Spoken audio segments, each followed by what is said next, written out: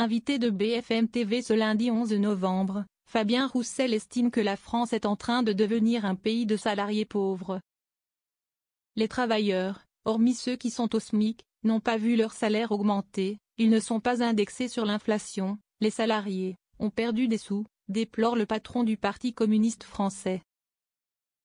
Fabien Roussel estime que le rôle du politique, si est de protéger les travailleurs, de protéger l'industrie et de garantir l'indépendance de la France en approvisionnement et en production. Il dénonce une hémorragie. Fabien Roussel cite l'exemple d'infirmiers qui, en sortant d'école avec leur diplôme, s'en vont travailler en Suisse parce que le salaire y est de 6 000 € nets quand en France, ils toucheront à peine 2 000 €. L'ancien député du Nord déplore une hémorragie en France avec des jeunes et des chercheurs qui vont travailler à l'étranger. Il y a des pays qui nous touchent, la Suisse, le Luxembourg, la Belgique, où le SMIC est supérieur à celui de la France et où les Français s'en vont travailler parce que la France devient un pays de salariés pauvres et si est ce qui tire notre pays vers le bas, affirme-t-il. Le travail n'est pas un coût. Projet de plan social à Auchan, fermeture d'usine Michelin.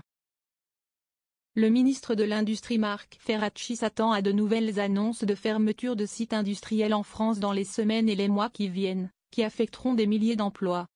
Fabien Roussel estime que le rôle du politique si est de protéger les travailleurs, de protéger l'industrie et de garantir l'indépendance de la France en approvisionnement et en production.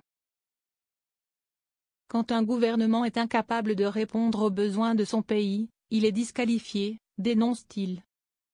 Alors que ces grandes entreprises pointent notamment le coût des salariés pour justifier ces mesures, le secrétaire national du Parti communiste martèle que le travail n'est pas un coût mais un investissement.